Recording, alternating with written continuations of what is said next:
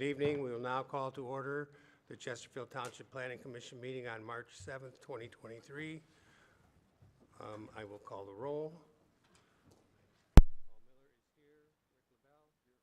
Paul Miller is here. Rick LaBelle. Mr. DeMay. Here. Mr. Leonard. Mr. Renault is excused. Mr. Jaworski. Here. Mr. Banowski. Mr. Carr. Mr. Brokart.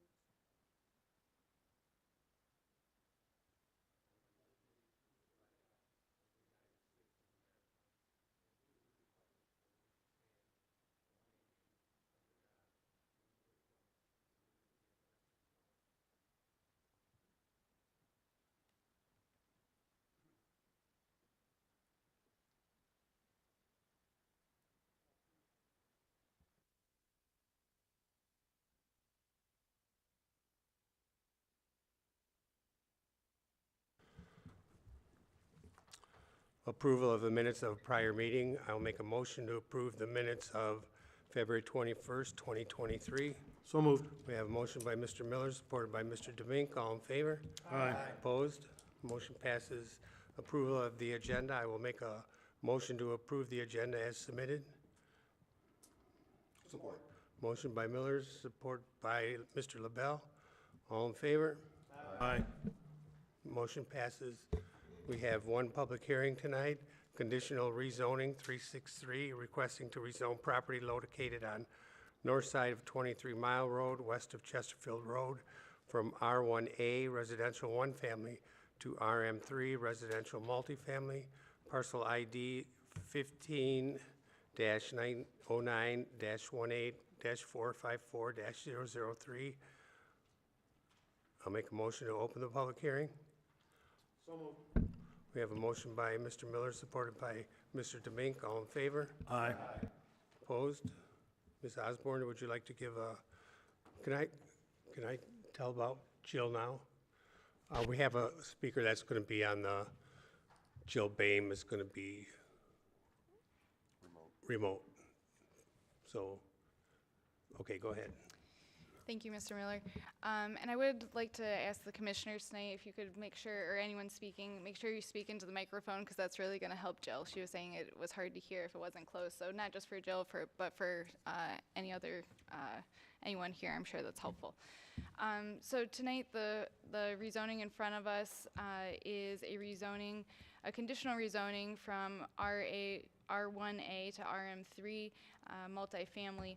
And the conditional rezoning the applicant has provided, it means that the applicant has provided some conditions that they're willing to stick to if this rezoning is approved.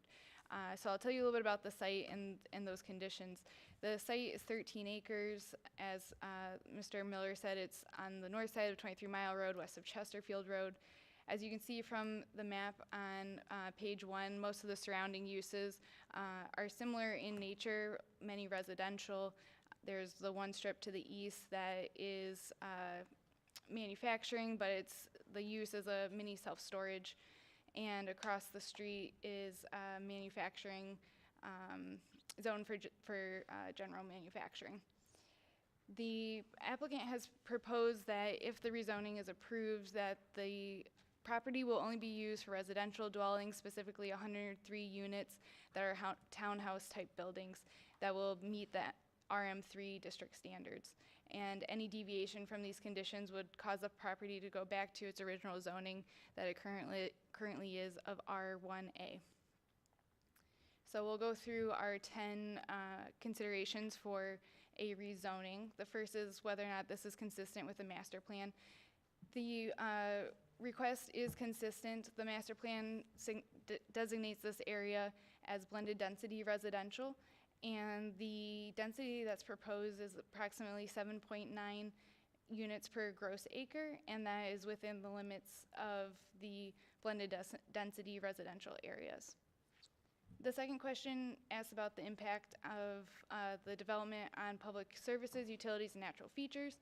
And as you can see from the map on page 3, there are not any water bodies on the site, but the site does have hydric soils. The third consideration is whether or not the property can be developed or used as it is currently zoned. And the applicant provided a letter dated December 19th, 2022 that indicated that the current housing market conditions were not really suitable for single-family residential and wouldn't allow the site to be economically feasible.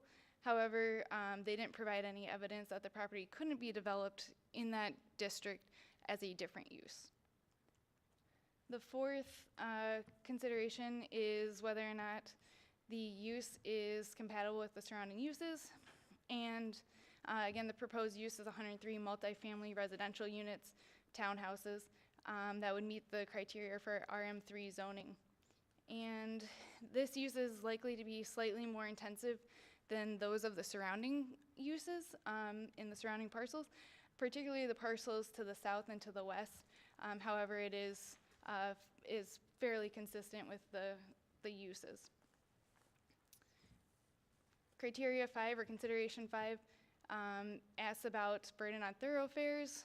With increased density, we're likely to see increased burden, but we would need a full traffic study to know that extent. The sixth consideration is if there's other land currently available for this use, and there appears to be a limited vacant land of this acreage that is currently zoned RM3, but we didn't get any information from the applicant that confirmed that. The seventh criteria looks at if the site would be able to be developed under the requested zoning, and we have a concept site plan that shows the general building layout and driveway spacing. It looks like this would be able to meet the standards, but we would fully review that during the site plan process. The eighth consideration is whether or not the request could, if this is the best way to address the use, and this request is the best way to permit the proposed use rather than amending the R1A district to allow townhouses of this density. The ninth consideration is if there had been a change in the circumstances and conditions since the master plan was adopted for the site, and that has not occurred. And finally, the last set of criteria is based on 3 questions. Whether or not the rezoning request is consistent with the master plan for the area, which it is. If the proposed zoning district is a logical extension of an existing zoning district in the area. In this case, it's not. The RM3 zoning does not exist adjacent or near. However, the applicant notes that the RM3 district could be a good transition zone between the M2 to the south and the residential to the north. And the last consideration is whether or not the granting this request would provide special benefit to the property owner, and that's for the Planning Commission to discuss. Thank you. Thank you. Is the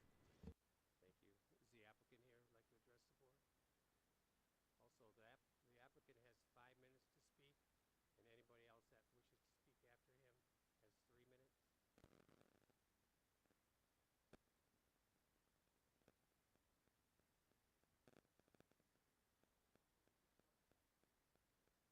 speak after him has 3 minutes. Is that?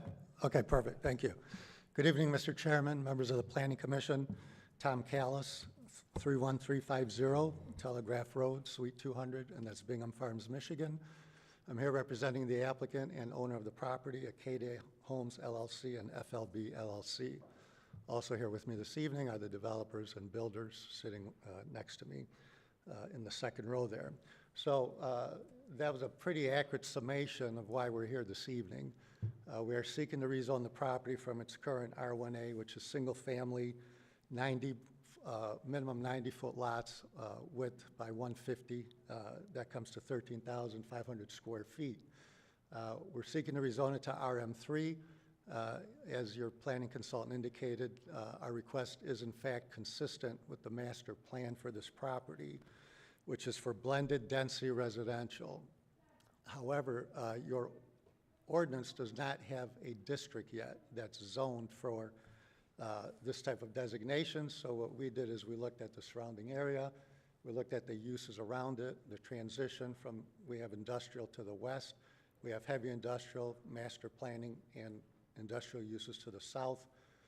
We have, as your planner indicated, mini storage that's being constructed. This is an ideal site for multifamily use. Many reasons for that, as we stated in our supplemental letter that was submitted with our rezoning application.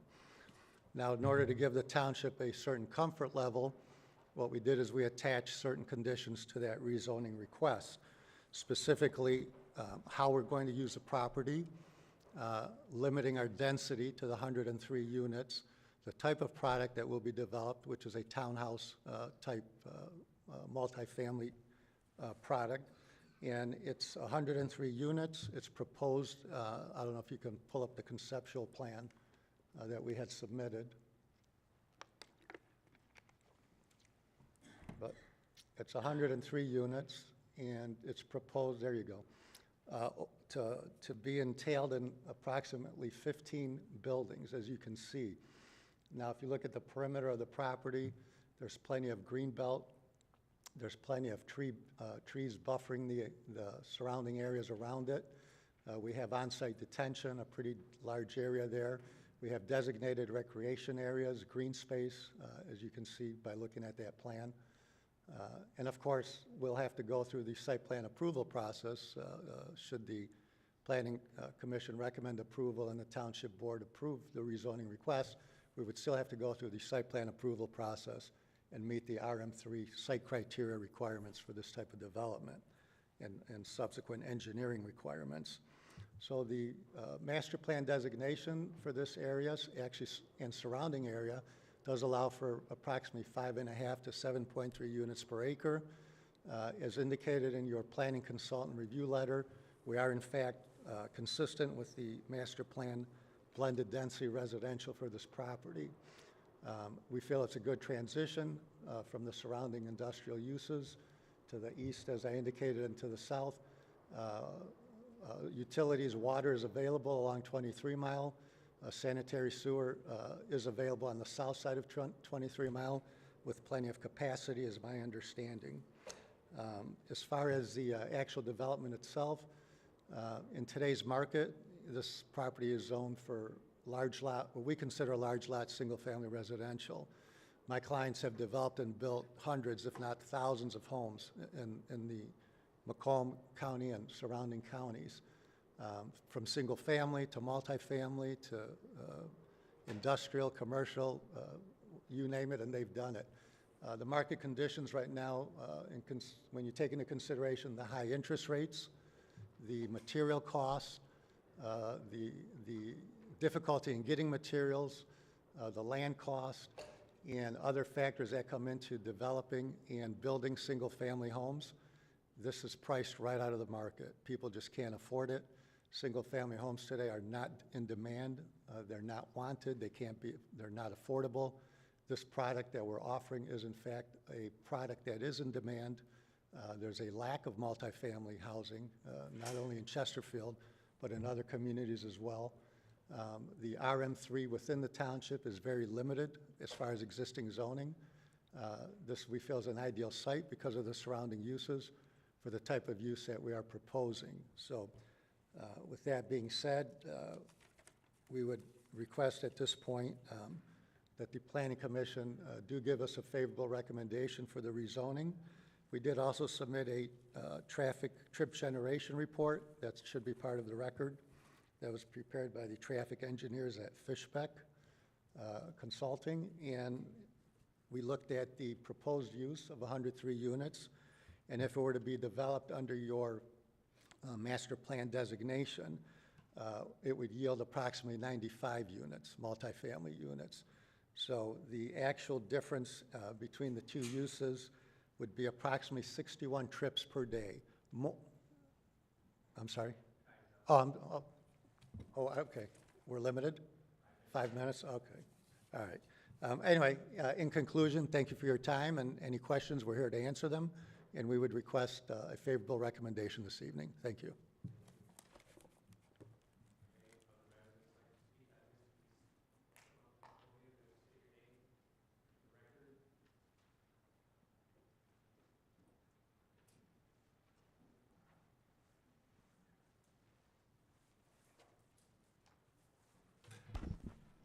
Hi, my name's Linda Hartman.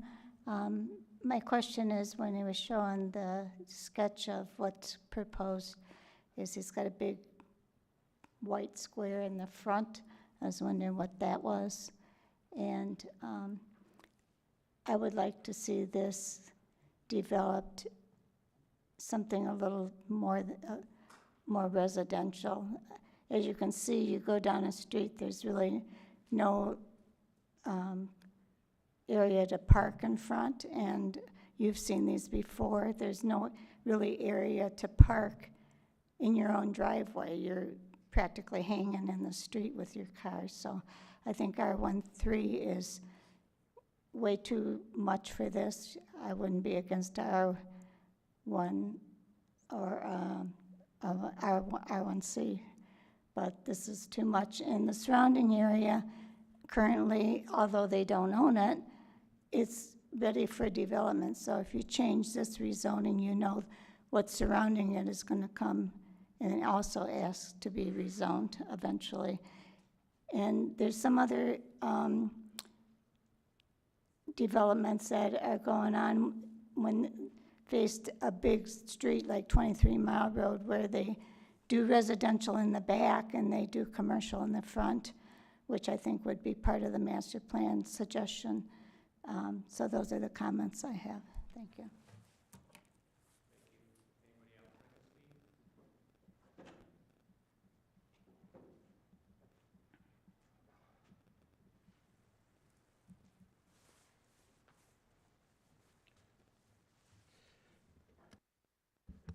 Good evening, Chris Aiello, 49432 Compass Point, Chesterfield. That's a great location for that site. That's a great location to bring the tax dollars into Chesterfield to help us defray all the costs that we have associated with running the township. You're probably all familiar with Tom for a long time. Tom's a great lawyer. He knows what he's doing, and all the guys that are building that project surely know what they're doing. There's no detrimental effect to that area whatsoever. In fact, at one time I was going to do something myself up on 24 in Chesterfield Road, but water and sewer still remains an issue up there. But it's a great project, and all of you know, if you don't have kids maybe in their 20s trying to buy their first home right now, there is no product out there. I can tell you in the last 2 months we've been searching ourselves, and we've had to go to St. Clair Shores to buy a $250,000 home built in 1950, and they're still getting multiple bids.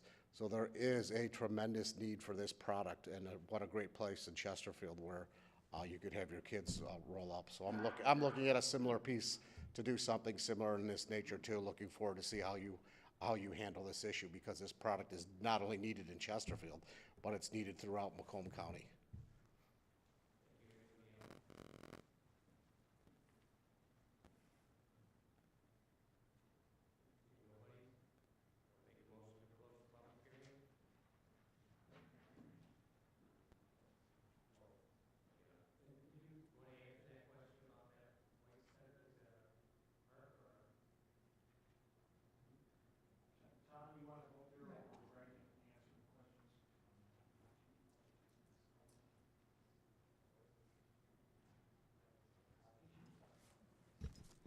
Again, Tom Callis. The white area fronting on 23 Mile is a separate piece of property. I believe there's a single family home on it right now.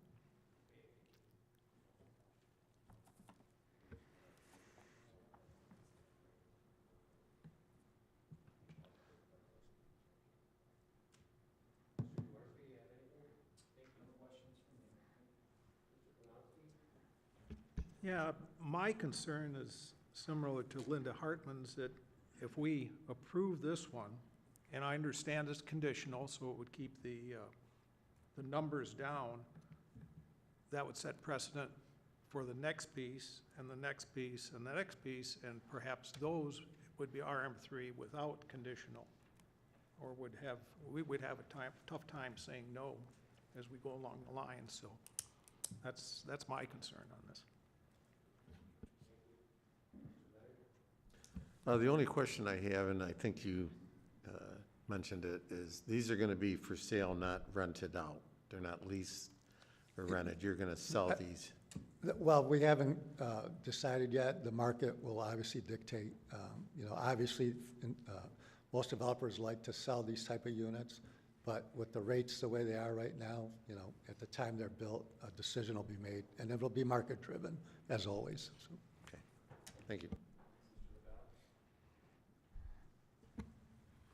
And back to Mrs. Hartman's question about the parking in the driveway, what have you. This is just conditional rezoning at this point. We're not doing a site plan, and we will have the opportunity when the site plan comes in front of us to make those kind of comments and make those suggestions. that is correct. Thank you. Mr. Callis, a couple of questions. I don't know if you can answer them, or Mr. Acabelli's.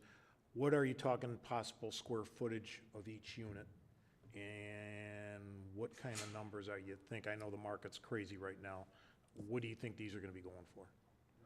Greg, go up to the mic. Greg, come on up. Thank you. Greg Icabelli, 51435 Industrial Drive, Macomb Township, Michigan. I'm with Acadia Homes. The minimum size will be 1,450 square feet for the 2 bedrooms, and the 3 bedrooms will be 1,800. You said 1450 1,450 and 1,800 for the 3 bedrooms. with basements? No, No basements? no basements. It's going to be a similar product that we're doing right down the street here at 21 in Jefferson. We're Okay. Jefferson Meadows. But we're mixing in 3 bedrooms to make them a little bit bigger with the 2-car garages. Okay, okay. Ballpark numbers, I know you can't say because the market's crazy right now. Nothing's cheap anymore. Wow, Even you and these I things, both the know bare that. minimum will probably be 275,000 to 300,000 for a Okay, minimum I'm unit. just getting an idea, Yeah. so what the development's gonna look like. Okay, I'm good, thank you. The white space that we talked about earlier, am I to understand that's a single-family home right now? Yes. And I is it, believe is it's it, I believe it's a rental home. is it occupied? Yes. Have you spoken to the owners? No. That's the red house, right? Yeah, I think it's a rental house. It's a rental house. Yeah. Red bungalow, it's been there forever. Okay. Yeah, from my perspective, I think it's a good solution. I think it fits with our master plan. There's always the sensitivity of setting precedences, but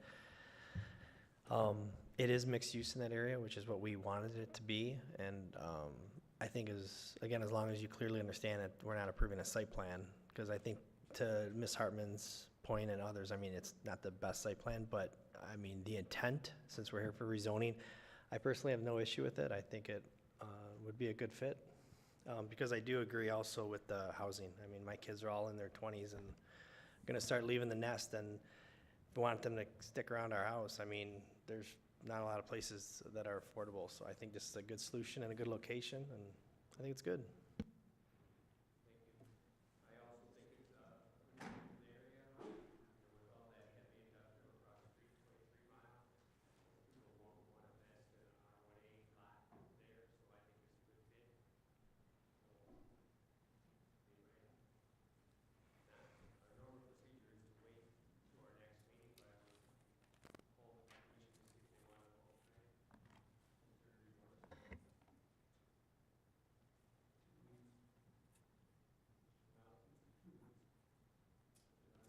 Tonight,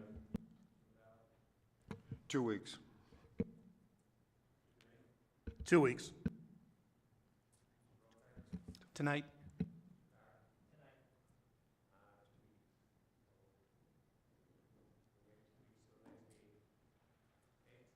Thank you. Thank you for your time.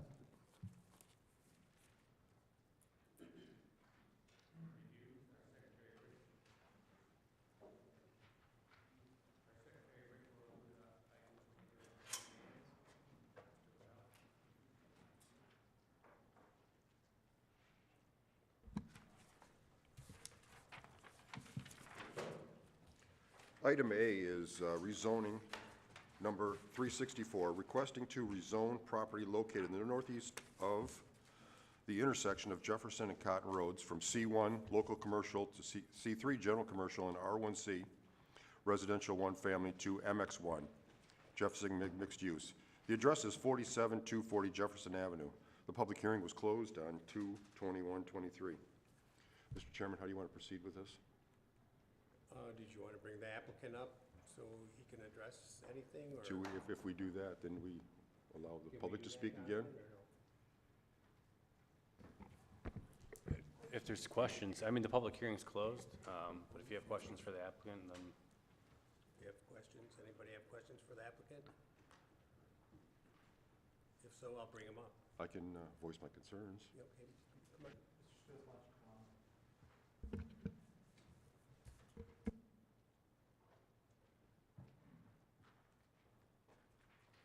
Good evening, Francis Smith. What can I answer for you?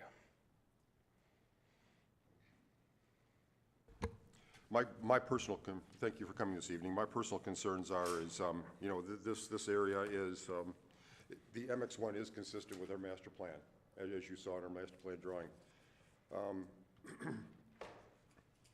But I'm torn with that piece of property that is going up into that residential area on the back side. It was originally zoned residential, and I believe that, you know, that is part of this, what we're talking about this evening. And that's what I'm really having a hard time with. That's my point of view. Thank you. Mr. Debate? I sort of concur. I like the location, but the depth of the lot. I spoke to the applicant, and it looks deeper than what it is, but the applicant advised me the lot's 150 feet Yes, deep. Is that correct, From sir? the back of the building to the back fence where the, Okay, all right. So the lot's actually deeper if you go from the front of the building to the Yes. county right-of-way where the sidewalk's at.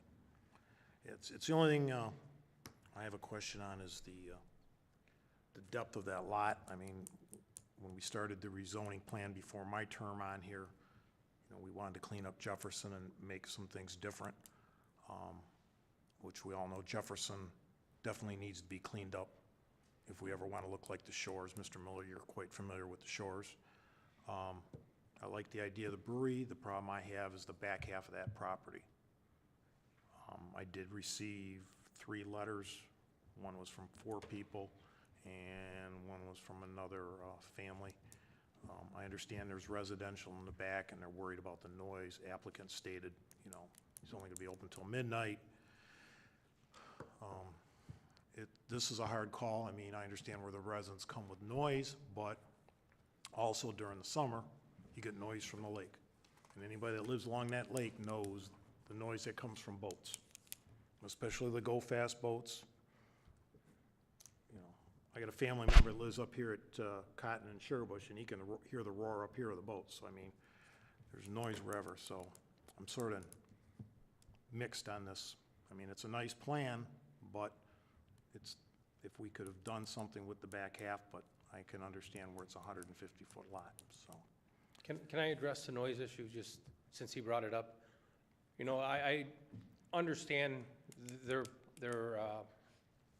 arguments as far as the noise, but I've done some research since the last meeting when I heard all the residents speak about some of their concerns. And as far as noise goes, there is no outside entertainment. I said that last meeting. I'm saying it again.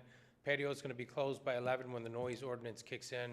But just as an example, 2 people having a conversation that are sitting approximately 4 feet apart makes 60 decibels worth of noise. That decibel reduces every 10 feet by 8 decibels. So by the time you go that 150 feet to the back of my property, you literally have no noise. Now at the back of the property, you have a privacy fence and 25-foot arborvitaes forming a wall. So any noise that may even exist is going to be hit by that. And then the residents that live on that street have a residence that sits another 100 feet back. So you're talking the fact that there's going to be noise on the back patio. You're going to have people sitting back there having conversations, and that conversation scientifically can't carry to the residents on that lake because of the barriers and because of just simple science with decibels. So again, we don't plan on leaving it open all night.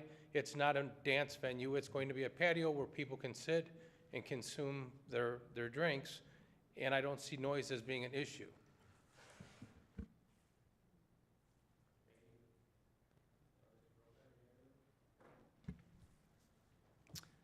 I love the idea of a microbrewery in that area. Have you looked at any other sites? I've looked at several other sites. The problem is again, as they were talking about real estate right now, this is the only one that is reasonable enough to get this project going. Again, when I first met you folks, it was when this was in the process of being changed over. I was looking at Sugar Bush and Jefferson at the old Huntington Bank. That didn't go through. I've looked at 4 or 5 other buildings since then that either didn't fit the needs or were priced out of it by the owner knowing that I wanted to do some sort of development on it. This is the first property that I've come across that is reasonable enough to get this project going with all the things that I have to invest into it as far as equipment, tables and chairs, glasses, so on and so forth, that makes it somewhat reasonable and optimistically possible in that area, without having to go about and buying a vacant piece of property, going through and building a whole new building, and going through that whole process.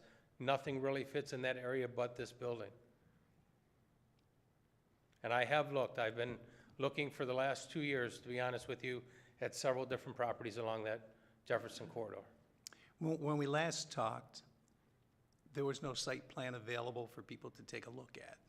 Is there a site plan available for people to look at? Not tonight. I did not bring one. Again, I asked Jonathan, and he said I didn't need to submit it because this is just zoning and that there doesn't need to be a site plan, so I did not bring one. Okay. Again, everything stays the same. The building is going to be the same. The parking's going to be the same. The back lot's the same. All my changes are going to be equipment and tables and chairs inside and a patio on the outside that's going to have a 20 by 20 area that, again, should not create any more noise in the area than anything coming off the lake or in the area. Thank you. Yeah.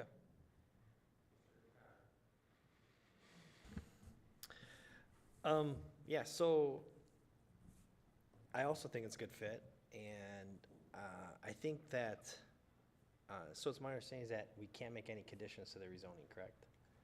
So I think that as a board, we have to look at it because we want that to be mixed use, and when we did the master plan, we had that, I don't know if you call it the east end of it, but whatever, the residential side of it. We had that as residential as if it was a split zoning. And the reality is that if we don't approve this, what are we going to ever approve? Because whatever is going to come here, the residents are going to come here and do the same complaint, regardless of what we put there, right? So I'm just kind of bringing that up because I don't know if there's anything that's ever going to fit from a residential standpoint. They're all going to want nothing to be there other than what's there. So I think it's a, so with that, I go down to our master plan, which is our future use, which is what we put a lot of time into. We want to improve Jefferson's corridor, and I think this is an avenue to do that. You know, and at this time, I mean, you know, that's kind of where I'm looking at it, because I don't see whatever's gonna be able to go that's gonna satisfy it, and I'm assuming that once we rezone it, we still have to have a site plan approval anyways. So at that point, we can maybe put some conditions on there that the east 50 feet, just can't have any, we'll have conditions on it at that point. That's my recommendations, that's my thoughts. Would you like to make that motion? But aren't you gonna keep going, or am I the last one? You're the last one. Oh, sure. Oh, Oh, wait, I was gonna say, wait. Yeah. No, I too agree. I mean, the master plan was really developed with the entire community in mind, and, while we're always gonna be questioned on a lot of our decisions. If you strip the whole thing to just what we're here tonight to decide upon, and that's the rezoning, it's fitting of multi-use area, and we would hope that the community and the business owner would work together to make it benefiting of all parties. And it seems like the gentleman here before us tonight is open and willing to do that. And a lot of people have to understand that there's a lot of companies out there that wouldn't be this cooperative, I should say. So it's a tough decision. Yeah, I too agree with the mixed-use zoning, but question, could we do a conditional zoning to exclude that back parcel? That would be to, Can't ask that question. oh, can't ask that? Really? Okay. Mr. Chair, the answer to that is no. The Michigan Zoning Enabling Act does allow for conditional rezonings, but that grant of conditional rezonings in the statute only allows the applicant to offer to the planning commission and ultimately to the legislative body his or her restriction on their own property. The law wasn't drafted to allow the municipality to twist the arm of the applicant to say, look, we'll approve it if you do A, B, and C. That's expressly prohibited. So unless the applicant puts in writing a conditional rezoning as the applicant before him did, you can't do that. Okay, thank you.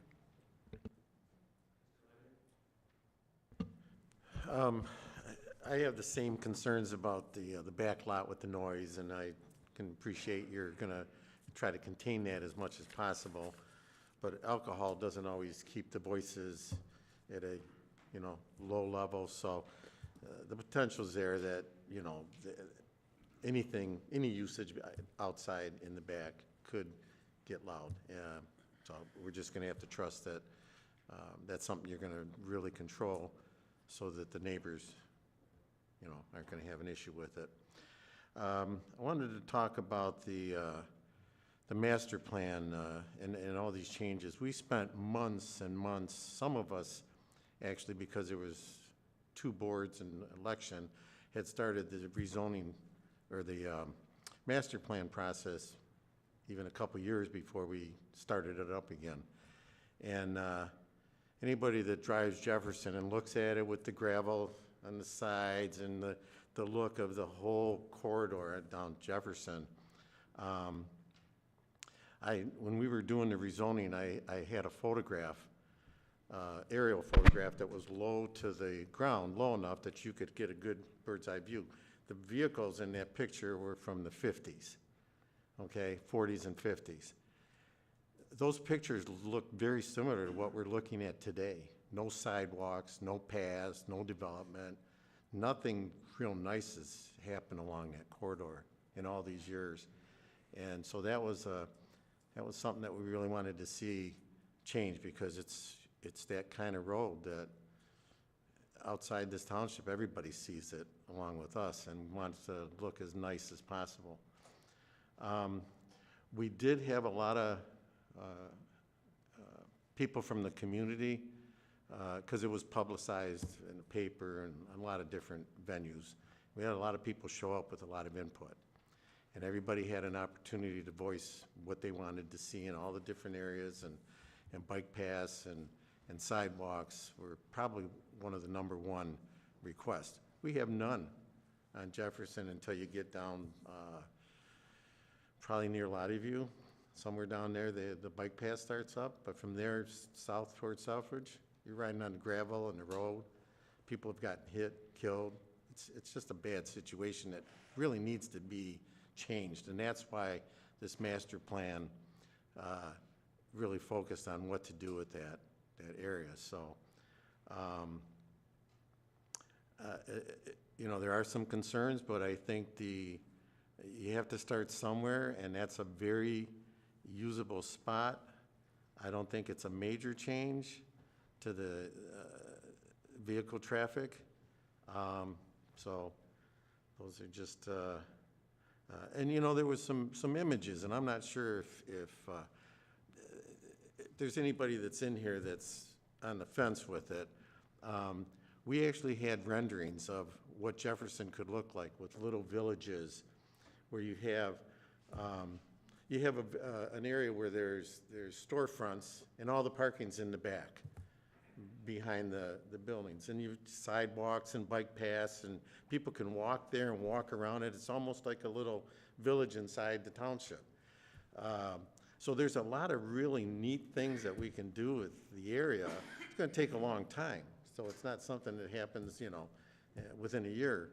But things are going to evolve, and we all want things to stay a certain way, but there's going to be things that are going to evolve, and I think the master plan was very well thought out, had input from a lot of people in the community.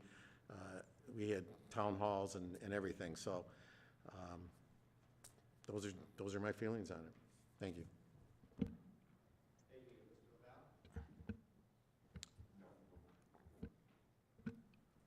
Mr. Miller, you know, when this master plan started, I believe it started somewhere between 2012 and 2016 when you guys started working on it. That's when I was on the board, and then from 16 to 20, Trustee Joseph was up here. You guys really worked on it, and basically it was finished when I came back on this term. So I know this planning commission has worked on it through 3 different board members and those of you guys that have been here for a while. So I know a lot of work was put into it, so I'll leave it as that.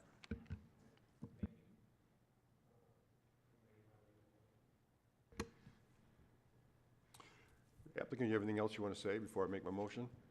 Again, I can go on and on. I've done some research. This wouldn't be the first community that had a microbrewery set right into a residential zone. I've been all over the area taking pictures, preparing myself for future questions that may come up. I was up in Richmond where there's a microbrewery sitting right in the middle of the neighborhood, no barriers. Their open area sits right across the street from a residential zone. Madison Heights, St. Clair Shores, Birmingham, Bloomfield, Royal Oak.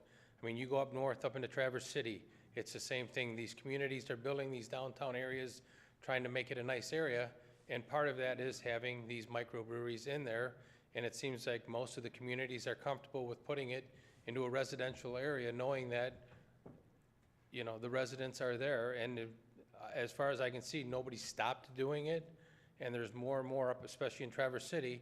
They're adding more and more breweries every year, and they're going right into residential areas. You've got the filling station, you've got, I can name them all, and they sit right across the street from residentials with no barriers in place. I'm trying to put up a barrier to accommodate the residents. I'm going to do my best to accommodate the residents. I'm telling you now, that back piece is gonna stay just the way it is, except I'm cleaning it up from all the trash. If you go back there right now, you'll see that some of the residents came up to me at the last meeting and said there's a lot of rodents and varmints that had come out of that yard, and I've gone through there on my own time. I don't even have the lease on the building yet. Cleared that entire back lot of all the brush, all the ground coverage, cleared out the back building that was back there. It is now a clear piece of property where that will not happen, and as long as I'm there, that will never happen again. So they won't have any concerns. I'm trying to better that area, and I'm doing so right now on my own time. Okay, thank you. Now, the applicant still has to come in front of us, if I'm not mistaken, has to come in front of us with a site plan for us to approve as well, correct? That's correct. And right, this is just for the zoning, and at that time, we will have the opportunity to make sure that everything that he has stated will come into fruition. With that, Mr. Chairman, I'd like to make a motion. I'd like to make a motion on rezoning, a recommendation on rezoning, number 364. The location is 47240 Jefferson Avenue. It is what is being requested, this MX1, as part of my motion, is consistent with the master plan.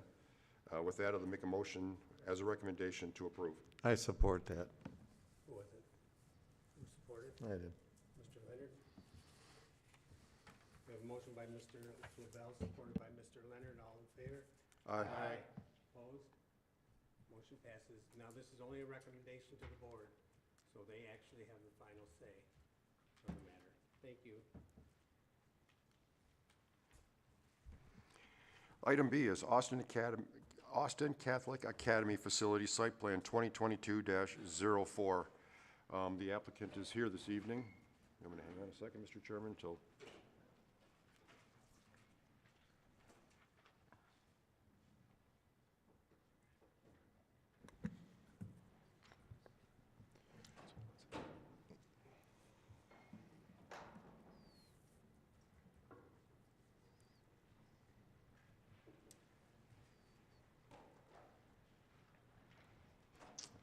Continue on.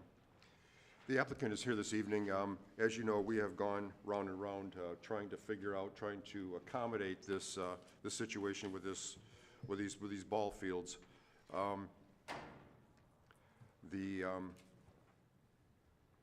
The applicant has a couple more comments that he'd like to make before we make a decision this evening. Some of the requested things that were offered is he did move everything out of the buffer zone up against the houses, other than the pole lights. The pole lights are still there. And he did, on the drawing, provide the type of plant life as requested. It's in small letters on the bottom, on the side of the drawing, on the top right-hand corner. We've asked the applicant a number of times if he can rotate the field, because there still is an issue with the buffer zone on the left-hand side of the drawing. With that, the applicant would like to explain what's going on. Good evening, James Baker, here to represent Austin Catholic High School, where I serve as Assistant Principal and Athletic Director. Noting from the February meeting when we met with you folks, the concerns that we left with, that you guys addressed with us, were the obvious light spillover that was above the 0.25 foot candle allowable amount from the township on the northern property line, the details needed on the genus and species of the trees, the baseball and softball foul lines, left field baseball field, right field softball field respectively, were beyond that 50-foot setback requirement. And so what we have done, as you can see by the drawings that were submitted, we've provided the information on the types of trees, both along the northern property line and in the front, along the building, and then along the proposed entrance on 23 Mile. Adjusted the foul lines to meet that 50-foot setback on both baseball and softball fields. And then we also went back to Musco Lighting and asked them to rework the drawings again. They've made some modifications. They also, I believe, included a letter from our representative, Jefferson Barber, who discussed the 8-foot wall that we agreed to appease the residents that we would put up. The fencing and the landscape does impact the light spillover, so they recalculated it on their drawings, and we were very happy with what they came back to us. I now believe the largest number on the photometrics plan is 0.2 foot candles, which falls within the township's allowable amount of light spillover. Regarding the western property line, we knew going into this project, because there was nothing of this nature in the township, there are no other high schools in the township that have athletic facilities, we knew that we would have to, that we wouldn't be able to meet all of the ordinances, and rather than, go for each individual variance, that's why we entered into this planned unit development, knowing that there would have to be some give and take on both ends. And at this point, we have moved the drawings and adjusted it with the best of what we can do on this, and so we would be asking for a favorable decision from the Planning Commission this evening, knowing that as part of the PUD, that western property line where the houses are along Fairchild. So I don't know the distance between our property line and Fairchild, but there are no houses immediately impacting there. We did include the residents of both Brumar Street, Fairchild, and 23 Mile Road in our initial letters on this project. I think it's almost 2 years ago now, or actually a little over 2 years, and invited them all to the digital or the Zoom town hall meetings that we held to see if they had questions or concerns, and we never got any feedback from anybody on Fairchild, just our friends on Brumar Street, and then the resident right next to Austin on the adjacent property on 23 Mile Road. I know he came and spoke, and he had no issues with it. He was just curious as to who was going to take care of the property, because he's been cutting some of that grass at that point in time. So be happy to answer any other questions that you guys have. There would be spectators.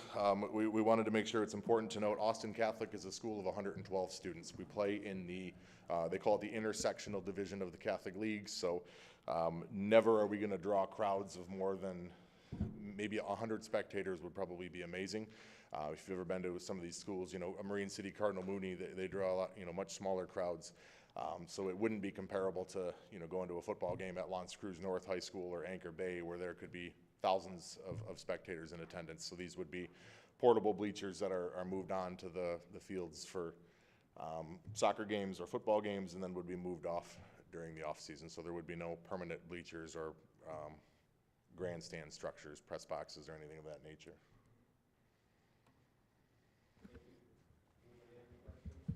Down here. I'm going to direct this to our resident electrical expert, Mr. LaBelle. you understand this foot candles and light stuff better than any of us. Give me your opinion and what. You know, That's and, why we have experts on this board and in It's different not my, fields. it's not my place to promote one lighting manufacturer. Well, I'm not over saying another that, but in I'm this- in this talking the- Township, or, you know, the- from my, you know, my appointed view. I can tell you that, with Musco lighting, I've installed, well, I didn't personally install it, I've been purchased, project managed, the installation of a lot of Musco lighting. Oakland University, the big house, we did the big house, all the lighting so they can play games there at night now. Many, many schools, and I can tell you that, in my experience, part of the criteria, part of the engineering criteria is that we all meet out there at night. We have light meters, and what Musco lighting tells you is exactly what's on the field, and when there's a delineating line of lighting, there truly is. In fact, Mr. Barber, Jeff Barber, him and I were at Oakland University, and we were doing the lighting test, and you can't see beyond that lighted area. There was 3 deer that ran at Jeff and just about knocked him over because you can't see it because that lighting, it shuts right off, and you can't see beyond that dark area. It truly is a good product. As far as the poles falling over and what have you, the engineering company requires the owners to do soil borings. And at that point, they recommend, or they tell them what kind of a concrete case on, how deep it is, how far down in the ground it goes, to ensure that there isn't any issues with a pole coming over and collapsing. I personally don't know of any that have ever happened, that's ever happened. It's a very specific lighting situation. It's not flood lighting, this is sports lighting. If anybody has any questions about it, you know, I certainly would be more than glad to answer. That's why I wanted your input, because, you know, this is your field, and you're the expert in it, in my opinion, so I appreciate your response. Thank you.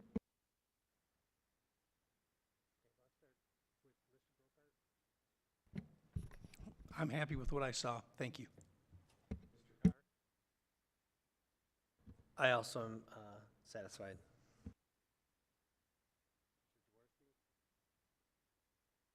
I have no other comments than I've already stated, so, thank you.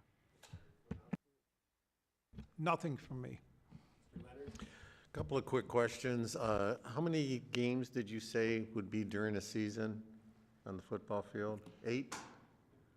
So a high school football team typically plays 9 football games. Currently, just so that, to clear it up, Austin does not currently have a football team. The plans would be that when we build this facility, the enrollment would go up a little bit, and then we would add football. The other deciding factor on making this football/soccer field is that the Archdiocese of Detroit is engaged in some feasibility studies right now with combining some schools. 2 of those being Austin Catholic and Cardinal Mooney. The Archdiocese has recognized that Austin Catholic has the much better location.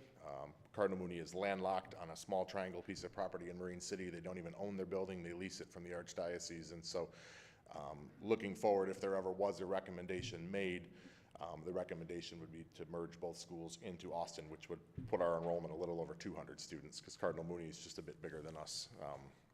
The other 2 schools were De La Salle and Regina. But Does that increase how many games would be it played? wouldn't increase any games. So at this point, the most you would play would be 4, maybe 5 home games during a football season. As you know, those would be Friday nights. Typically, the games would start about 7 o'clock. They'd be over anywhere from 9 to 9:30 p.m. And these products, I know they can, Musco as well as they can dim the lights as soon as the game is done to a safe light level for people to egress from the field, but they wouldn't be as intense as during the games. So, you know, it's not like the old lights that they had to warm up and then. Is there anything allowing you or stopping you from having more games played there that don't include your schools?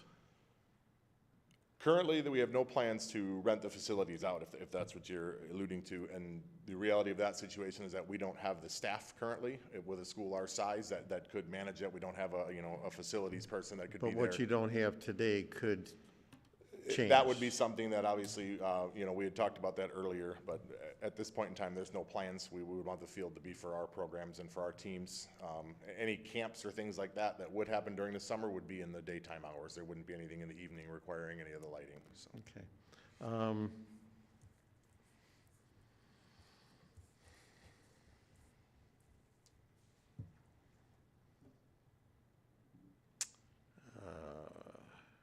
The 20-foot setback on the west side, since there's a large piece of property that's over on that side, I suppose somewhere down the line, if and when that were to be developed, we could address the distance.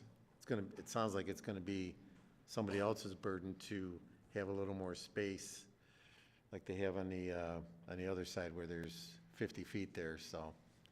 Right now, it's not a problem to anybody. It's just- Right, and I believe, not I don't developed. have the lot lines with me, and I don't think they're in this package, but I believe it is one home on Fairchild that their property goes out, and I think it's all currently one parcel. Okay, that's all I have, thank you. You're welcome.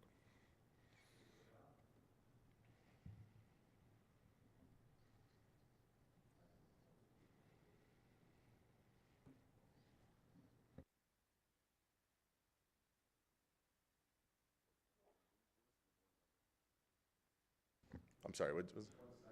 Oh, okay.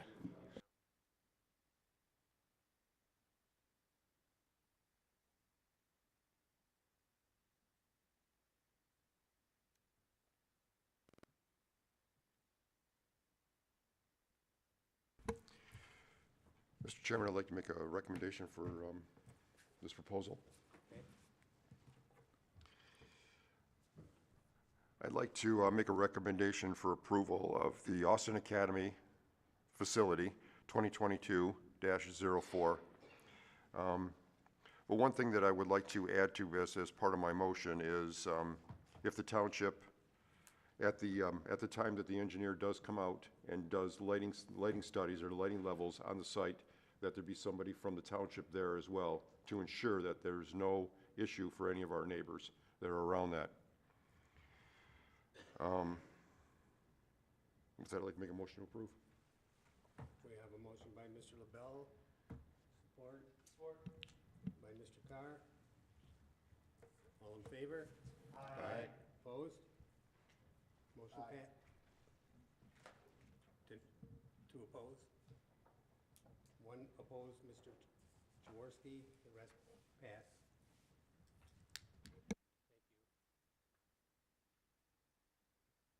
Number 7 is comments from the floor as permitted by the commission on non-agenda items. Non-agenda related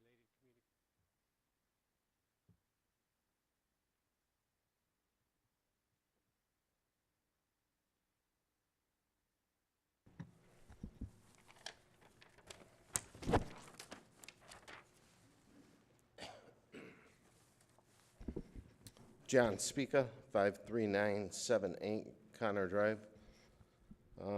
One of the, I heard this over and over tonight from the Planning Commission, was the master plan. So that word was used interchangeably multiple times by multiple members. I heard Giffords and Webster and traffic study. And I agree those are all important terms, and I agree that all these are important factors when making a decision involving the community. I even heard one board member up here say that the master plan was designed to keep the whole community in mind, and I totally agree with that. Spot on. What I have a hard time understanding and an issue with is I was in front of this board along with multiple neighbors over a month ago on a rezoning on the corner of Gratiot and Hickey. And when it came to the Planning Commission here to rezone it from C1 to C3, in the packet that you guys all received, Giffords and Webster, it said that it was not consistent with the master plan to rezone it from C1 to C3. I didn't hear anybody on the planning commission bring that portion of it up. I didn't hear the traffic study that wasn't done for that community brought up. I didn't hear any of that. What I'd like to see, if we're gonna be consistent, we're gonna use these terms, let's be consistent across the board with every issue that comes up. When Mr. Palin said that rezoning was consistent with the master plan, he was incorrect. It was not consistent with the master plan. So, but I would just like to see consistency throughout, because ultimately what this board does affects the whole community. Thank you. Non-agenda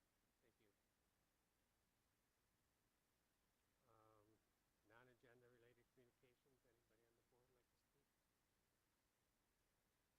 like to speak? Mr. Chairman, if I may,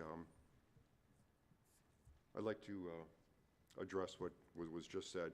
Actually, during my motion at that time, I did make the statement that it was not consistent with the master plan, but I felt it was right at that time. It did not make it into the meeting minutes, but I did make that statement. And then also, looking for volunteers for pre-planning. Mr. Leonard and James. Thank you.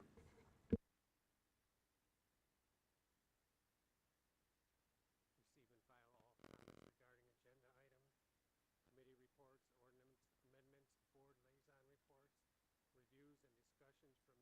committee reports, ordinance amendments, board liaison reports, reviews and discussions from members of the commission, consultants, and township employees. Item number A is cannabis ordinance draft discussion. Joe's going to be on the board, on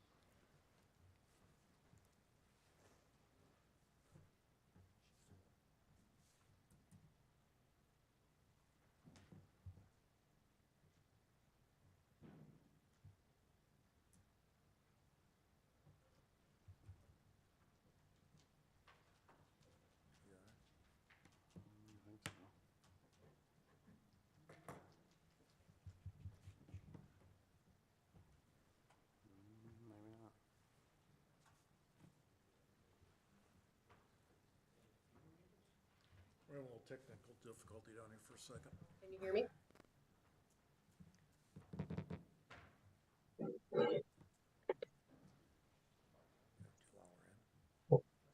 Yeah, she's already in here.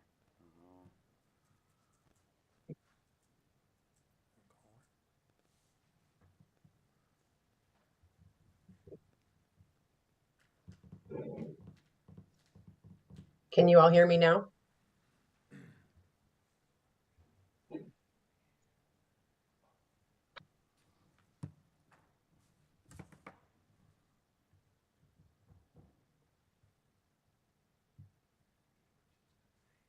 Can you hear me without it plugged in? I can. Can you hear me? Yeah. Maybe I can give you a call on the phone so that way I can get the video on there too.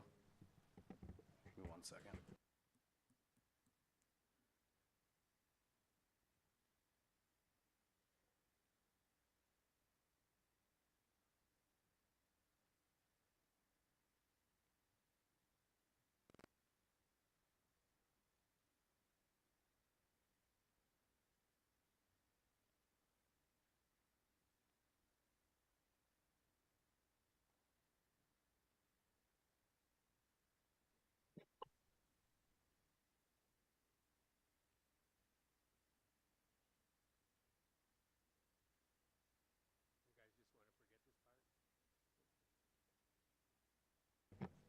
All right. Want to get a mic check? All right. Can you hear?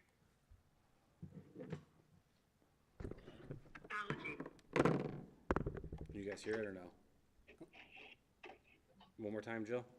Can you hear me? You guys here? I'm back? Okay. Try one more time. Can you hear me? Yep.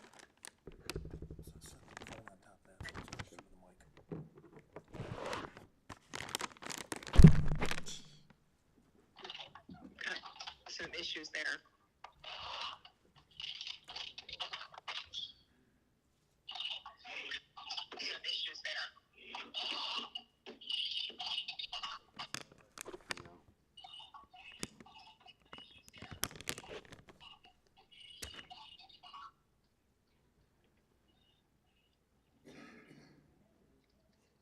just echoing back.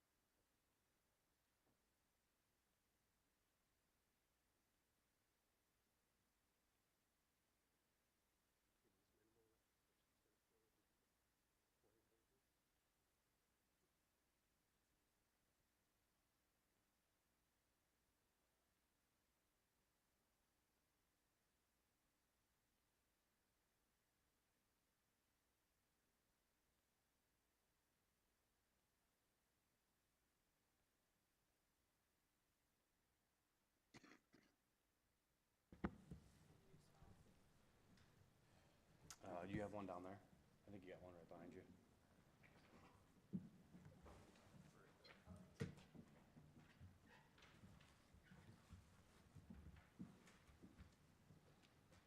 You want to give that a test, Jill? Muted, that's why. Yeah, can you hear me? Yep. Excellent. Everybody's good? Ooh, wow, there's a big delay. All right, maybe if I turn this one. All right, can you still hear me? Yep. Yeah, we can. Yep, we got you. Do you want me to unmute, Jill? Is that better that way? Apparently, the only way I can really hear you is if I listen to you on the YouTube stream.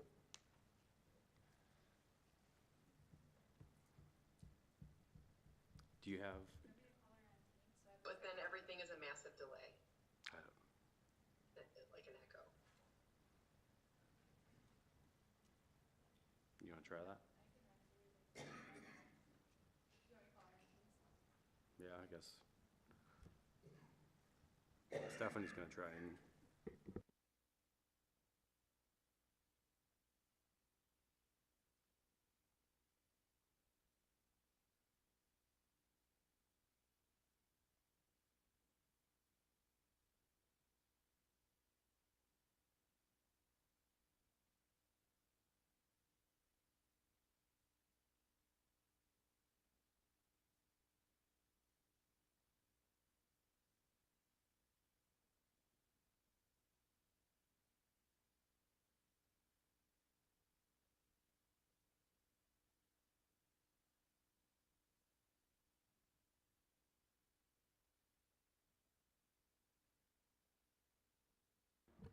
All right, go ahead, Jill. Ooh, okay. All right, thanks everyone for your patience. I'm sorry that I'm not able to be there this evening. Is it helpful if well, how can I share my screen? I guess I could share it through, do it through here? Are you sharing the memo? Maybe Jonathan can put it up. Yeah, can you see it anywhere? He's working on it. All right, I put it on the Zoom. That helps. Sorry. All right, well, I'll just kind of jump to the discussion. So in the packet, we reviewed some of the things that changed from your last meeting in February, on February 7th. And then a couple of questions that are outstanding. Is it this?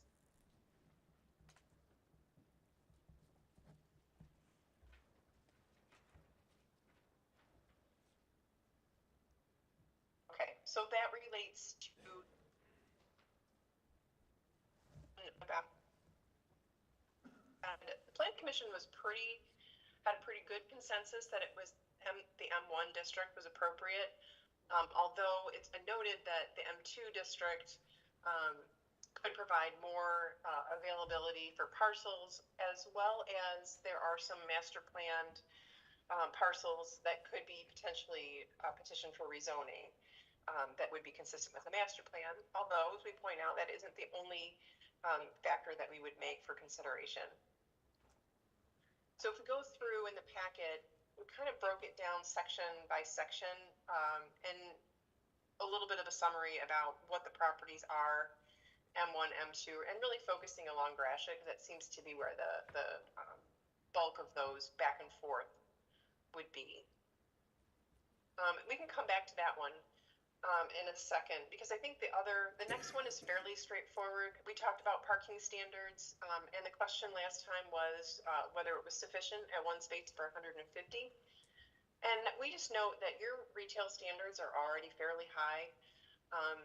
That might be something that we look at in the future, but right now I think 1 to 150 is probably pretty reasonable and consistent with other retail uses. Then the next thing that we talked about at the tail end of our discussion in February was overconsumption establishments. As we've noted, bars aren't specifically listed in the zoning ordinance. That might be consistent or a similar use to a consumption establishment. And this might be one of the cases where we want to consider a use like this under a special land use review. So there's a little bit more control over and the ability to add some conditions that might be useful depending on the location of these uses. So if we go through, we've got a couple pages from the zoning ordinance, pages from light manufacturing M1 and M2, just to give you an idea of what uses are permitted in each of those districts, with M2 being the bulk of our heavier industrial uses, the kinds of things that we need to accommodate in the township because we don't want to be exclusionary. And then a comparison, and if you can see this is kind of a nice way to compare side by side the zoning map with the future land use map. So here you'll see in the lighter purple, we have the M1 zoning, and that corresponds with the light gray for light industrial.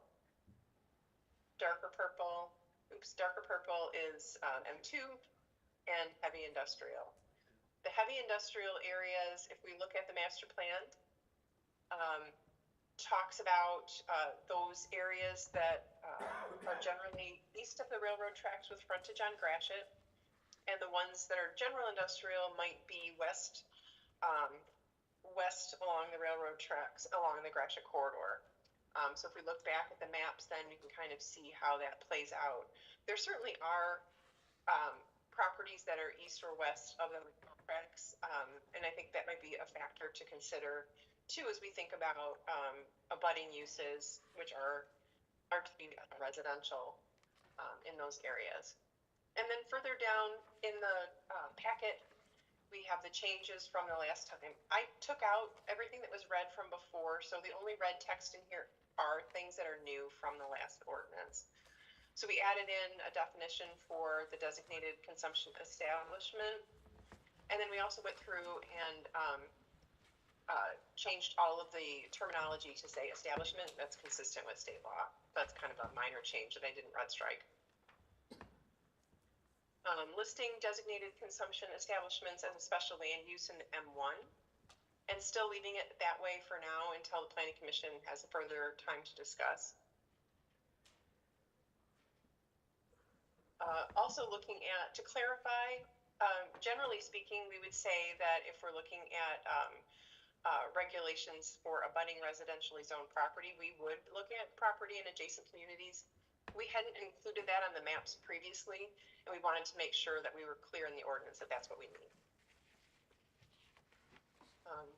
Clarifying that consumption, if it's otherwise permitted by the license type, that's the only way it would be permitted.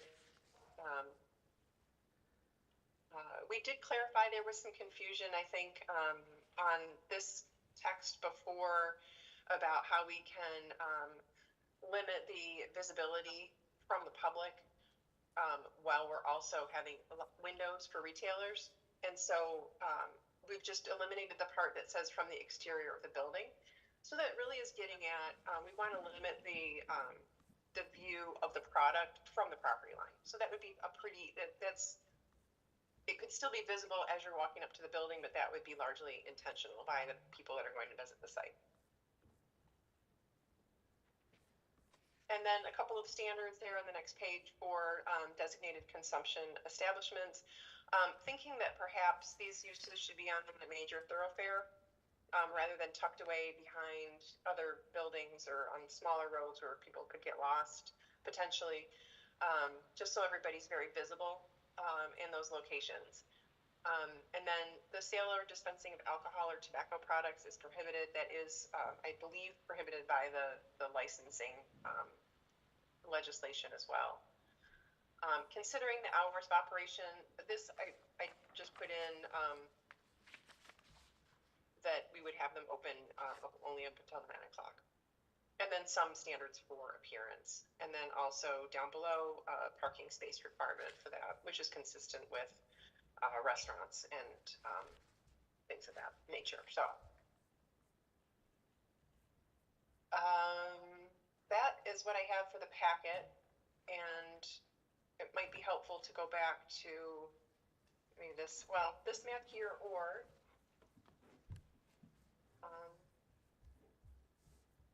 this is our buffering map that's been updated with consideration for residentially zoned properties in adjacent communities.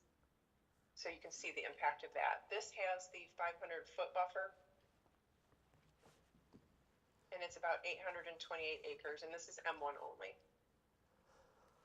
And then you can see that buffer expands a little bit more if we increase the buffer to 1,000 feet.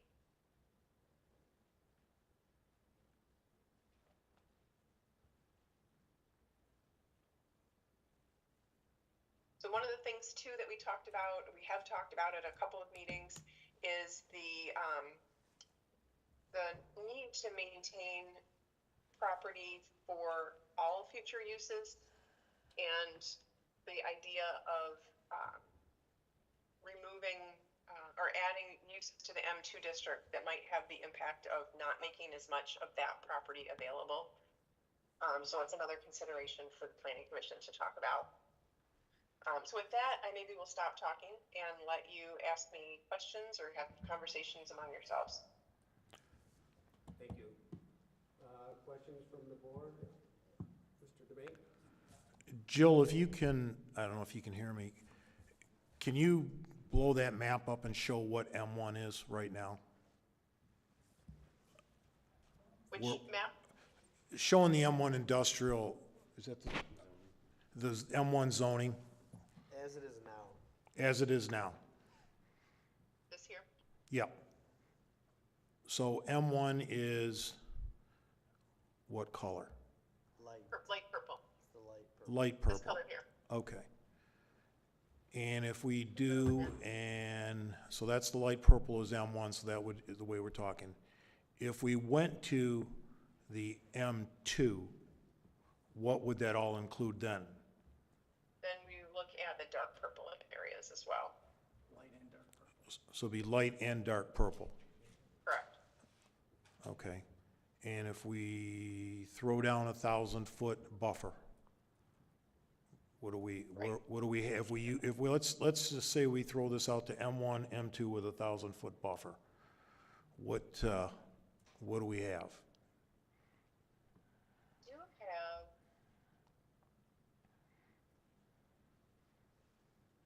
this map here. Can you see this one? Wait. And I mean 1,000-foot buffer property line to property line. Right, now this one is, oops, it's not coming up yet. This one is an older map, so this one doesn't have the buffer from the adjacent residentially zoned properties. Okay. And it may not have a couple of the other factors in it, but, so it would be less than this amount, but this gives you an idea of the more properties that are available compared to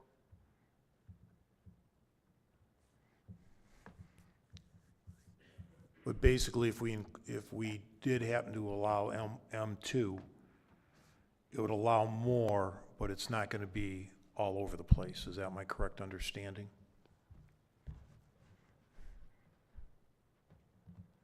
right. You largely see more down here in this area, it looks like.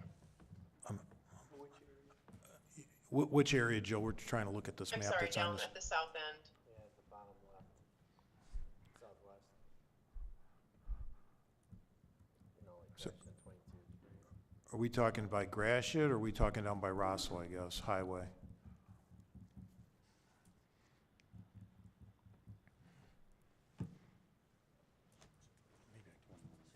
She's talking about Gratiot. Right.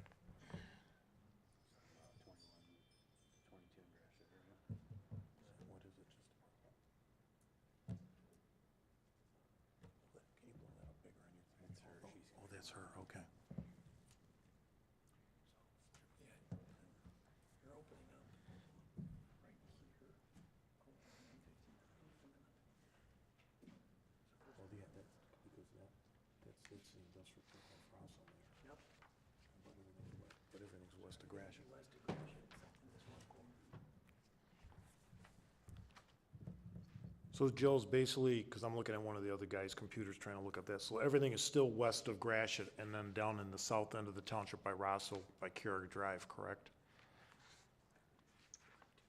Everything that is south of 23 Okay, along, well, it's west of Gratiot. It would be along the railroad. along the railroad corridor. So there's one spot here, one spot here, and that's it. So I'm taking it, I'm looking at another map here, so there's one spot off of, looks like New Haven Road, and then there's some up along 26 Mile Road by County Line. Is that my understanding too? Right. I think one of the things to think about are is the access to these properties. The ones that are west of the railroad track may be harder to access than those that are on the east side of the railroad track that might have access from Gratiot or one of those interior streets. Don't lose that, don't lose that.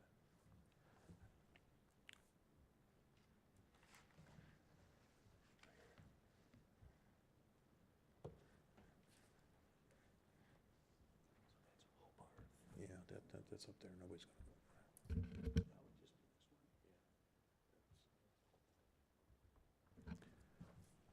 So that's, we see the difference if we add M2 in there besides M1. It's still staying in an industrial though, and if we keep 1,000-foot buffer, property line to property line. Well, something to throw out there, I'll let my other members consider that. I've been doing some talking with Jonathan and looking at this. That's a possibility, but I'd also maybe make a recommendation. Well, I mean, we're not voting on anything for this, for a limit on the size of the building. Around 7,500 square feet. How many square feet? 7,500. But that's something I'm just throwing out. You guys let me know how you guys feel. There's 8 of you. 7,500. That's all I have for now. Any comments from other commissioners? Mr. Brokart? Yeah, I've been thinking a lot about this, looking at a lot of different maps. I like the M1, M2 thought. Many people who've been here before know the unlimited has been on my mind quite a bit. I think M1 alone is maybe too tight, and adding M1, M2 makes sense to me. And I think limiting the building size is pretty good. I'm not sure about 7,500, maybe 10,000 feet, but we can talk about that. So I would support an M1, M2. Thanks. Mr. Carr? A couple things. First of all, looking at the current zoning situation and where the future master plan was going, and then opening this up to M2, my initial concerns are you're minimizing, future growth of an M2 district. And then you're creating pockets because you're allowing these type of facilities to be pocketed, wherever they go. And so to me, I think we need to look at, A, the number of rezonings that are gonna be required by, to go from, you know, what they're currently zoned at to like an M1, M2. And then I think we should look at potentially limiting the number of M2 parcels that we would allow to have the cannabis establishments developed in, because you start losing your manufacturing sector and growth potential for the township. So I think that needs to be looked at. I'm not 100% open to just throwing everything, you know, as open to M1 and M2. So I think we need to look at some of those restrictions on M2. I'm totally fine with the M1, and I think it's good along the Gratiot corridor, and I'm all good with all that, but I think you need to look at before you just blanket M1s and M2s, because you're limiting your potential future growth for the township with manufacturing. The other question I had when I read through all this was parking. In M1, M2, parking is only to be allowed behind the building, not in front of the building. And I would assume, how does that get handled? You know, because if they gotta comply with M1, M2, parking is behind the building, not in front, which I assume some of these establishments like, you know, like the selling, what are they? The retailers, right? And even if it's a micro business, right? I mean, where the people could come up and buy stuff. I'm assuming they're gonna wanna park in the front like a regular retailer. So how does that get addressed, Joe? I'm assuming they're gonna wanna park like the retailer. We have feedback coming from someplace. Sorry, Jill. The same rules would apply if they're in the M1 district. So they would have to park in the back. Can you hear me? Yeah, Yeah. I heard you. Okay, so I thought that was a little weird, because I don't know how that kind of works, but something I guess would have to be looked at. And then in regards to the parking quantity, I mean, and then in regards to the parking quantity, I'm pretty open to the 150 or the 200. I think 1 to 100 I think is a little much. So I'm more partial to the 1 to 50 or the 1 to 200. Outside of that, the only other question I had was the measurement of the 1,000 foot. To me, it wasn't that clear. Is it marijuana establishment to marijuana establishment from a building perspective, building to building, or is it building to the adjacent lot line? Is it lot line to lot line? What exactly? What is the definition of what's the 1,000 foot?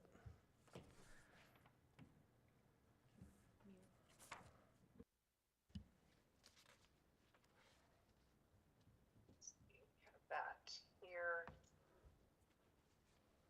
You know, I always lose that when it comes up. Here.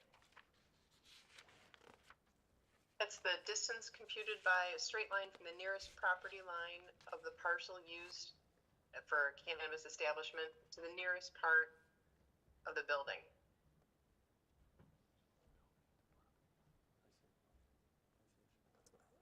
I guess I still don't get that. To the building of what? Another So, I'm sorry, that would be establishment for the or purposes stated in the ordinance is like whatever the distance we're requiring it to be separated from. Okay, so like a school or a residence, like it can't be, so that's 1,000 foot from like the residence to the property line of the marijuana establishment? That's what 1,000 foot is?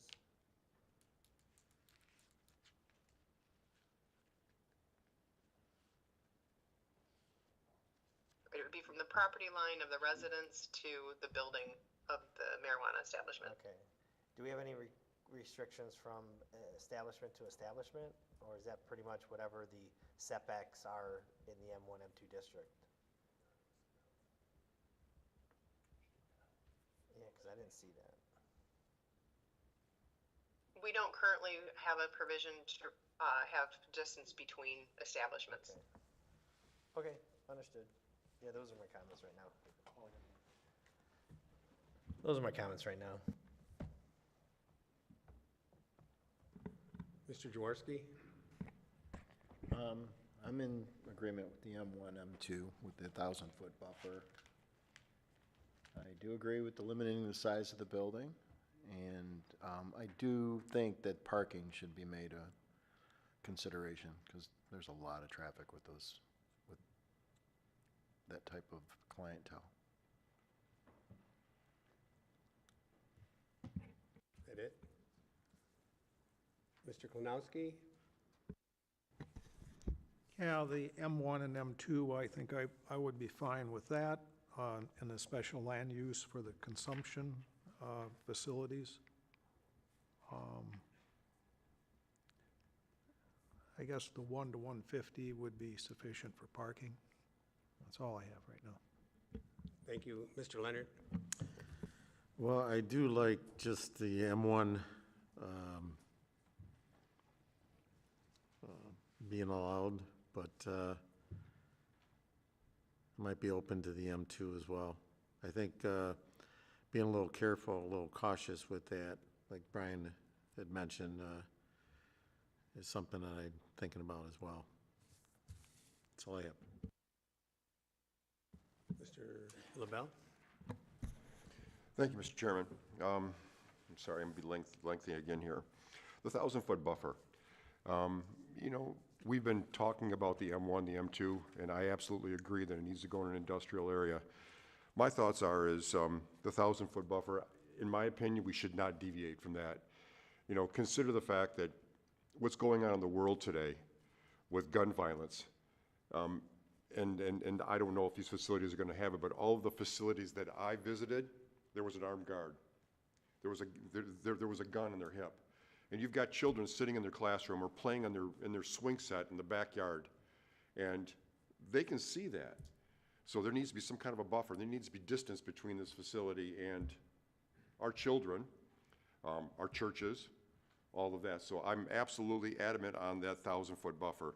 M1, M2, as I stated before, you know, maybe we should consider the M2 along Gratiot and leave the rest of the industrial areas, the industrial parks, to Mr. Carr's point, to leave that for the heavy industrial. One of the other things that I'd like to talk about is the consumption locations. Again, I have not visited a consumption location. I don't even know where there is one yet. I would assume that it's all cash still, because I would imagine they can probably buy there. They can probably buy what they're going to use. Well, no speaking from the floor, sir. You have to speak there over the call.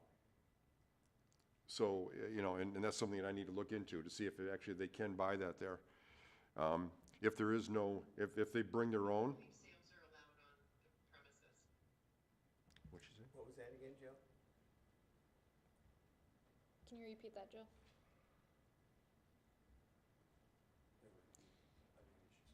Jill, can you repeat that, please? Oh, that's why. Jill, can you repeat that, please? Yeah, I think, I don't think that sales are permitted at the consumption establishments. Thank you. Again, a 1,000-foot buffer with some kind of air cleaning equipment to clean the air up coming out of the facility. Another thing that concerns me is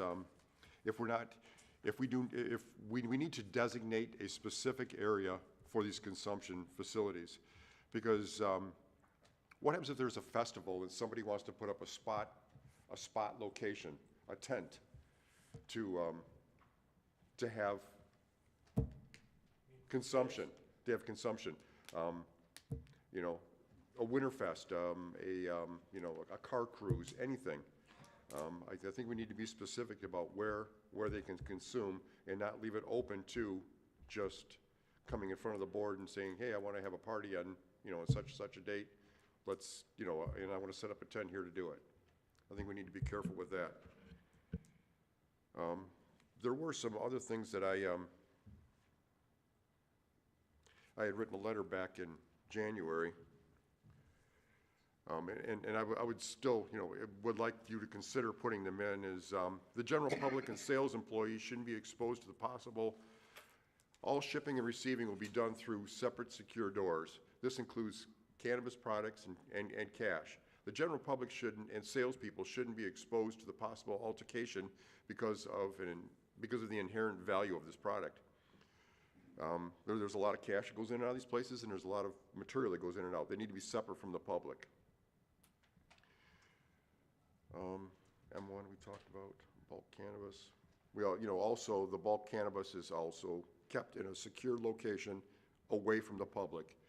You're gonna have displays, but again, I would like to have it as part of our ordinance that on the sales floor, there's a counter, there's something that separates the public from the product, so that somebody can't reach over and grab things. And the bulk be locked in a separate storage facility, a separate storage room locked in a separate part of the building. And everything else we've addressed. Thank you, Mr. Chairman. Thank you. I also agree on the 1,000-foot buffer. I agree with everything that Mr. LaBelle says, and I'm good with that. So, Mr. Demink. Talking with planning, Jonathan, you might want to jump in here. There's some of in the master plan that is zoned M2. No. How did we discuss that? I'll let Jonathan, we had the discussion the other day. You know what I'm talking about. Yeah, Jill actually had it up there on the map. I don't know if you can go back to that, Jill, but there's, when you look at the comparison between the zoning map and the future land use map, there's a significant portion on, it would be on Gratiot, west side of Gratiot between 23 and 25 Mile Road, where the zoning map depicts it as, it's zoned for M2, heavy industrial, and the future land use map has it as light industrial. So, I mean, that was just a consideration looking at M1 only. I mean, that's a significant portion of property that's designated for light industrial, but not zoned for it. And so it's just a potential for a lot of down zonings. And also, I'm dead set on 1,000 square foot. No ifs, ands, no but, and a building limitation size. Mr. Siebert, are we allowed to limit the building size, sir? It depends if you have a good reason for it.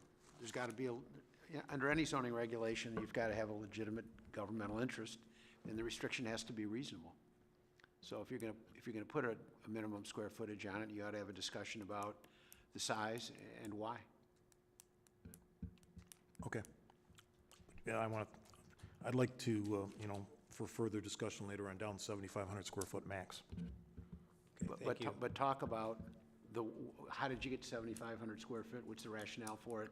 Those are the kinds of things that if an ordinance is challenged, that's when you have to come up and say, we arrived at a 7,500 square foot because. You have to answer that because. I've got some more research to do on that one. Thank you. Anybody else have anything else to say? Can I get a clarification on that? We talked about the 7,500 square feet. Are we talking just strictly a retail facility, or are we talking about a grow facility as well?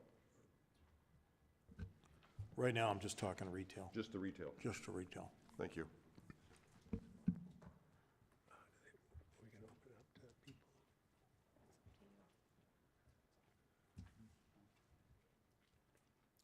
Anybody else have anything? Yeah, Mr.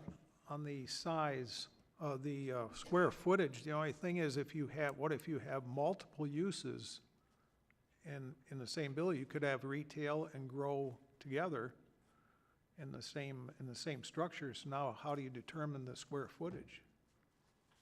Now you're limiting it. I guess that's for us to discuss and think about, because that's what this all is. I mean, this is basically a think tank. Now we're throwing out some other ideas from where we were.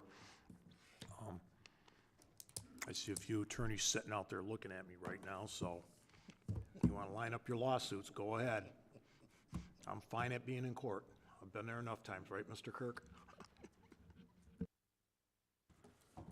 Well, the idea of these hearings is so that we're going to keep you out of court, so that when you review all these standards, we're going to have an ordinance that is sustainable, because there is a presumption that your ordinance is reasonable, and anybody that's going to challenge it has to overcome that rebuttable presumption. And as long as you articulate the reason, you'll be in good shape. But, say to yourself, if I'm a factory and I want to go into an M2 zone, are you going to limit the size of a factory? No. If you're going to limit the size of a retail, there may be a legitimate reason to do that. but you need to articulate it so that, and plus, when it comes to the board, they're gonna ask these very same questions. You know, what's in the record of the planning commission meeting, and why did they come to this rationale, and they're gonna wanna look at it. So, you know, sometimes in these ordinances, not you, but I've been in communities where they just will arbitrarily pick this number, and then you get to a court, and then you have to justify it, and, you know, you wonder why you did that. And so now is the time to think those issues through, and if you're gonna come up with a minimum restriction on a retail, articulate the reason for it, and you will be fine, and you will not have to worry about those issues.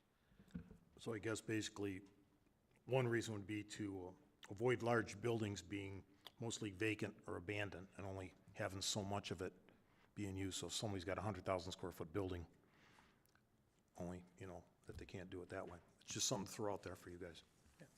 But the answer to that would be, you could have a 100,000 square foot manufacturing facility, and you have a downturn in the economy, and you got an empty building. What's the difference?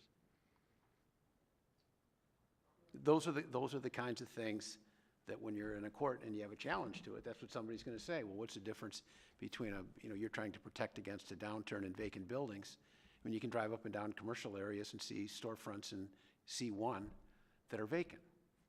You could drive up, start here on Gratiot and drive all the way as far as you can go, and you're gonna find a ton of vacant commercial. So just Point noted. All right. Council. Those are the Appreciate things it. you need to consider. I appreciate it. Thank you, Council. Okay, thank you. Anybody else? If not, Jonathan, are we going to open it to the public? Are we going to open it to the public? Anybody want to speak? Come on up. We got 3 minutes.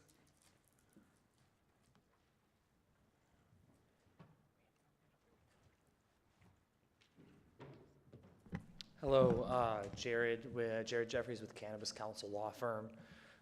Just to speak on a couple of comments that came up earlier regarding like a 7,500 square foot restriction on the retail locations while simultaneously requiring them to operate exclusively in manufacturing and light manufacturing properties. I would urge the board to look into how many properties are left when you consider all those Venn diagrams lining up. How many properties are M1, M2 that are less than 7,500 square feet that are outside of a buffer zone? I think you'll find just without looking at your map or anything, you'll find that number is probably going to be very small. Regarding limiting the size of manufacturing facilities, your attorney did an excellent job of talking about that. I'd also like to point out that cannabis manufacturing is one of the fastest growing subsections of the manufacturing sector in the country currently, and that is with only half of states participating in that industry. As well, I would urge you to consider allowing retail in some of your commercial corridor. As was brought up earlier, there is significant amount of commercial property available, not just in this community, but communities just like it all over our state that is sitting empty, and there is a long list of eager businesses ready to fill that space with paying rent and jobs and taxes. And I think it would be a mistake for municipalities to ignore those opportunities. Obviously, you're going to need to regulate that. I would suggest potentially allowing commercial uses with a conditional land use hearing before this board so that you can maintain a more direct control over exactly which partials of the commercial district are operated in that manner. But I would sincerely hope that you would consider such changes. Thank you guys all, and have a great evening.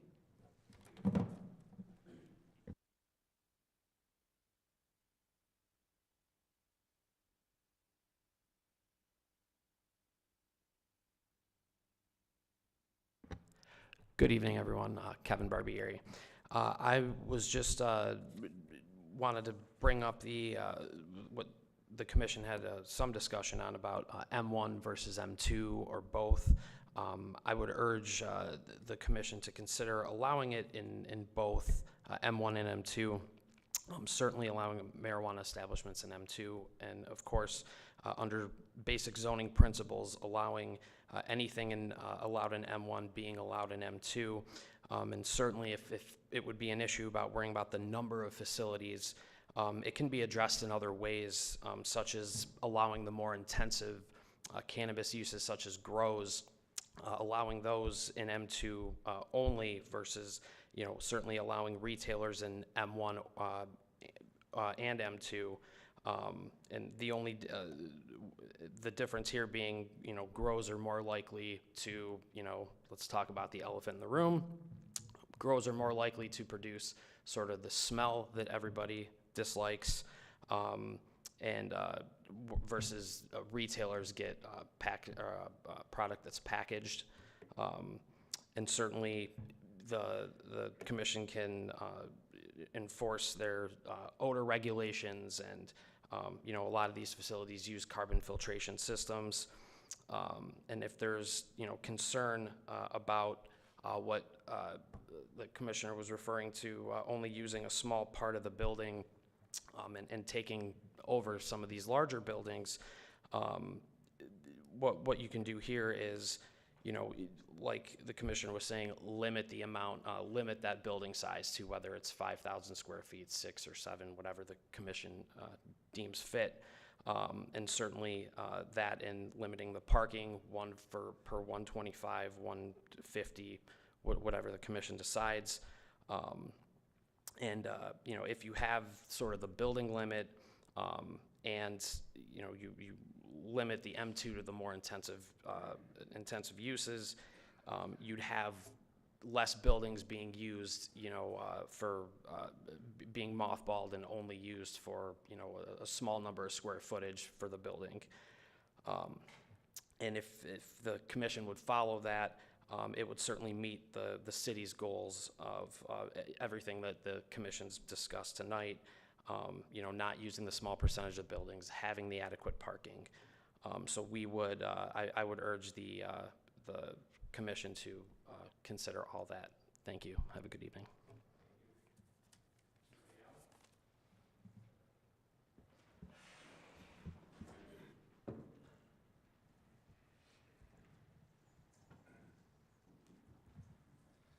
Good evening, Bob Kirk, 19500 Hall Road, Clinton Township. I had written a long memo to you before, and I still stand behind that, but I think you're on the right page on these issues. A couple things to think of.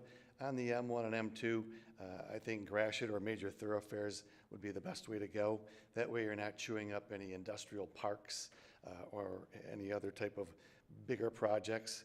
Also on a major thoroughfare, you have better access, and if there's any concern with safety, it's on a major thoroughfare. It's not tucked in the back of an industrial sub.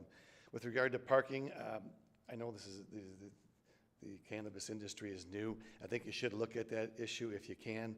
I've seen some locations that transactions could change between 30 and 40%, those being on Thursday, Friday, and Saturday. So I don't know if there's any access to any information, but you should consider the parking to be a potential problem on that. Thank you.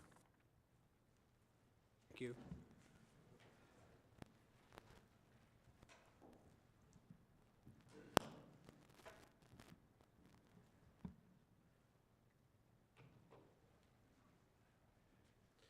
Good evening again. My name is Chris Aiello, 49432 Compass Point, Chesterfield. So I'm in a dual position. I'm your neighbor and I'm in the industry. And so to address Mr. LaBelle's concerns, there can't be any tents outside. There will be no smoking and consumption lounges. I think you try to have to immerse yourself in the only one that's available in Michigan in Hazel Park called Hot Box. They're not even open during the week anymore because there is no business plan. It's not just about smoking marijuana. It's about a community event center inside of that establishment. They belong in bars and they belong on major thoroughfares. That's what they are, and right in our own memo from Giffords and Webster, it talks about that they're just like a bar, and they are a bar. So they should be treated like a bar and not put in industrial districts. I don't think you've ever gone to a bar inside of an industrial district. I don't think I have, but that's just not where they belong.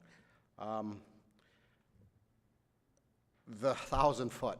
So I have here, just grabbed a bunch of ordinances from my office before I walked out, just to let you know. New Baltimore is 300 feet from homes. Lansing, Michigan is 0. There is no buffer to homes.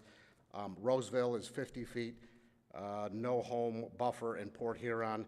Lincoln Park, Michigan, no buffer. Berkeley, no buffer from homes. East Point, 50 feet. and Gaylord, Michigan, I grabbed that, is no buffer from home.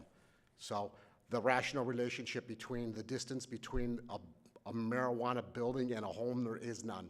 For this record, there is none. So let me just throw a few things out. I love Jefferson, and we just recommended a bar that sits 10 feet from a home that might have music playing and noise as a recommended use on Jefferson. We approved a gas station that abuts neighborhood, houses on 24 or 23 Mile and Gratiot that abuts neighborhoods, and we've got fumes, toxins, and tanks rolling in there with kids right next door. And so you're trying to justify a rational relationship between a marijuana establishment, which is illegal, to be 1,000 feet from a home. There is none. There is no reason to do this. The only reason to establish a buffer of 1,000 feet is to buffer out the business completely. Why? Because M1 and M2, as gracious as you've been to expand the zoning, doesn't expand anything. You're not doing any good because 1,000 feet doesn't exist between the west side of Gratiot and the east side of the homes on Gratiot. There is nothing that meets 1,000 feet. We've talked about 500 feet. Those maps that we put together for 2 years talks about 500 feet because it's a rational relationship between the business. I would also suggest that the measuring tool could be used in a number of ways. It's just not the way it's set forth in the ordinance, but it could be door to door, and it could be like many cities have done throughout the state of Michigan, like Roseville. They do liquor control commission out the front door, right angles, right angles, right angles to the home. So as gracious as you've been, and M1 and M2, the consolation prize is a booby prize. It doesn't exist because you're still keeping 1,000 feet. You're not allowing it anywhere on Gratiot. And I'd be happy to try to talk a little faster. Anybody else? Thank you. Nobody else? Okay, we'll come back to the board.